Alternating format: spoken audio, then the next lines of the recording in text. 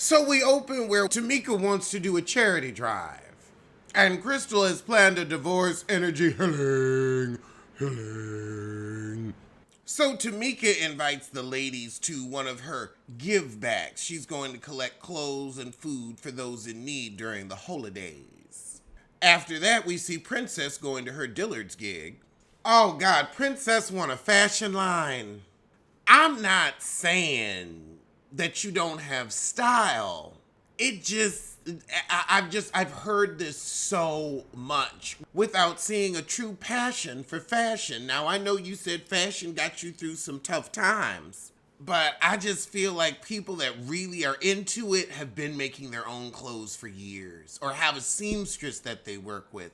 I like this little stylist work you're doing with Dillard, but I don't know if you need a line. Queens of Bravo said Giselle's going through one of the hardest moments in any person's life. I don't agree with that. Because her kids are leaving. I get that is an adjustment, but it's bittersweet. I wouldn't say that was the saddest moment. I could see it being a bittersweet moment, but that's what's supposed to happen. You want your kids to get out of the house, to go to college, to have their own lives. So I don't think it's that sad. I know it's an adjustment, but I saw it on Queens of Bravo. I'm like, I don't know. She needed some support, but it ain't like she lost one of her children.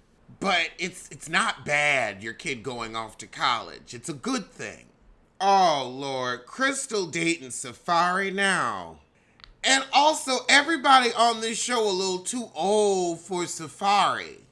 I mean, Safari in his 40s, but his maturity is like a 15-year-old. So I don't know why any grown woman would want a little boy. Oh, Jesus. Crystal and her purse sissy. Don't nobody want to hear him. Shut him up.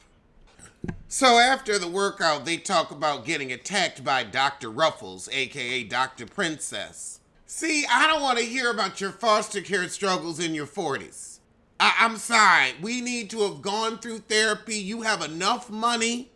You ain't like a regular person. You've been had enough money to go to therapy for your issues. I'm sorry. Once we in our 30s, we got to heal from our childhood so that we can be grown and on our own in our 40s. Coming the fuck up on Paul and Bougie. God, it's so immature. And then this whole don't say Safari's name. Girl, you got seen with them for a click and a view. You need a rating or two. Because the show is sorry, boring, and no one is watching. We don't want to knock on your door. We're not waiting for you.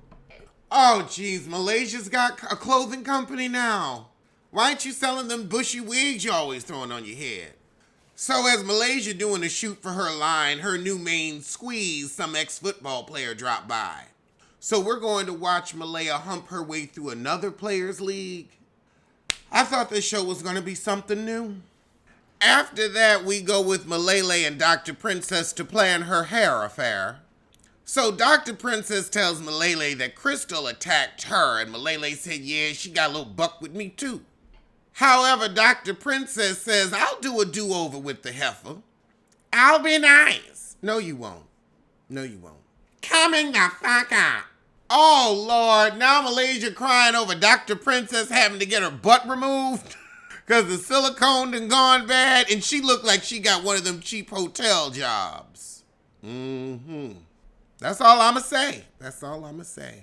You and K. Michelle was up there pumping and dumping. Don't cry for my pussy. Now, I will say this is interesting, seeing the girls have to get these fix-a-flats out they butt.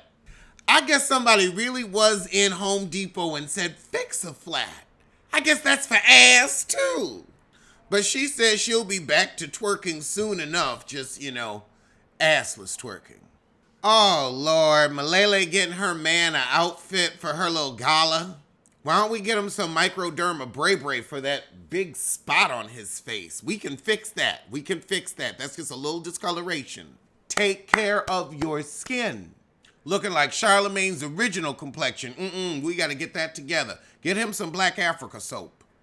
I am so ready for this show to be over. We have 15 minutes left, and it's just agony.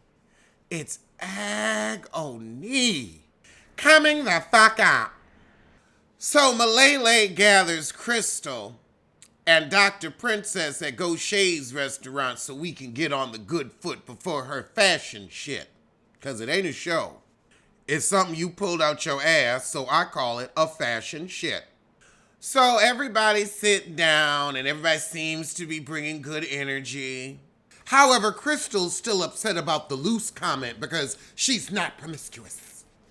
If you gonna date a Neo, a Usher, a man in the public eye that a lot of other women are trying to get with, you can't care what other people think. I mean, hell, Megan Good, when she was with Pastor, what's his name? They was telling her she ain't wearing sanctified clothing enough because one time they saw a slither of her shoulder. I say be promiscuous. It's your pussy. Ain't no point in just letting it sit, grow over. Life is short. Fuck it twice. So they shake hands. They like, we don't know each other that well. It's all good. It's all boring. I pray this is the last episode tonight. I pray. Crystal, however, is like, I'll accept your little apology, but I'm watching you, heifer. I'm watching. You want to be on the show so you won't be a broke hoe. You out here shooting scenes to get your ass done. However, Gaucher comes over now that everybody's on the good foot and they talk about the divorce party.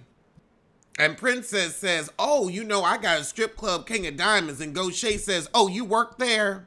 See, go shit, this is why don't nobody like you, because you always trying to throw some sorry shade.